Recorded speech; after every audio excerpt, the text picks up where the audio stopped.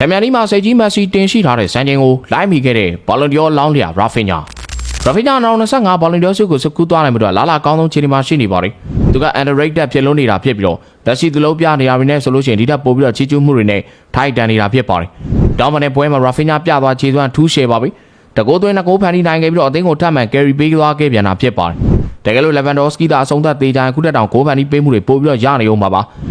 ရာဖင်ညာတပွဲလုံးစာခွင်းဖန်တီးပေးမှု9ချိန်ပြုလုပ်နိုင်ခဲ့တာဖြစ်ပြီးတော့ပွဲစဉ်အကောင်းဆုံးစားမစုကိုတော့ရခဲ့တင်တာဖြစ်ပါတယ်။ရာဖင်ညာအနေနဲ့ဒီယာဒီချန်ပီယံလိရဲ့အကောင်းဆုံးစားမဖြစ်ထိုက်တန်နဲ့ရတီပြနေပြီးတော့သွင်းကိုမှာဂိုးဖန်တီးပေးမှုမှာပါသူအများဆုံးပါပဲ။သူကကိုယ်တိုင်ဆန္ဒဂိုးသွင်းကအသေးမော်လေး9ဂိုးဒီဖန်တီးပေးထားနိုင်တာပဲဖြစ်ပါတယ်။နောက်ပြီးတော့ရာဖင်ညာအနေနဲ့စိတ်ကြီးလျိုနယ်မက်ဆီရဲ့စံချိန်ကောင်းတစ်ခုကိုလည်းလိုက်မိသွားခဲ့ပါတယ်။မက်ဆီရဲ့ကစားမပွဲချန်ပီယံလိတရားသည့်အများဆုံးဂိုးပိုင်ပတ်သက်မှုက19ချိန်ပဲဖြစ်ပါတယ်။ရာဖင်ညာအနေနဲ့မက်ဆီကိုလိုက်မိသွားပြီဖြစ်ပြီးတော့ဘာစရာသာဖိုင်နယ်တက်ရင်မက်ဆီရဲ့မှတ်တမ်းကိုကောင်းကောင်းကြီးကျော်ဖြတ်နိုင်မှာပဲဖြစ်ပါတယ်။ဒီအသင်းမှာရာဖင်ညာကဘာစရာအတွက်ပြိုင်ပွဲစုံ45ပွဲကစားပြီးချိန်29ဂိုးသွင်း18ဂိုးဖန်တီးပေးထားနိုင်ပြီးတော့ဂိုးပိုင်ပတ်သက်မှုအကြိမ်90တိပြုလုပ်ထားနိုင်တာဖြစ်ပါတယ်။ဘာစရာတို့ပြီးခဲ့တဲ့နွေရာသီမှာသူ့ကိုလက်မလွတ်ခဲ့မိတာကံကောင်းတယ်လို့ဆိုရမှာပါ။ဘာစရာကလည်းလာလီဂါမှာချန်ပီယံလိမှာပါချန်ပီယံဖြစ်ဖို့တဲ့ရေပန်းစားဆုံးဖြစ်နေပါပြီ။ဘာစရာတို့ချန်ပီယံဆုတွေအကုန်လုံးကိုသိမ်းပိုက်သွားနိုင်မလား။ရာဖင်ညာကဘာလွန်ကျော်ဆုကိုရယူသွားနိုင်မလားစောင့်ကြည့်ရမှာပါ။ရာဖင်ညာကဘာလွန်ကျော်ရရင်မက်ဆီလိုမှာ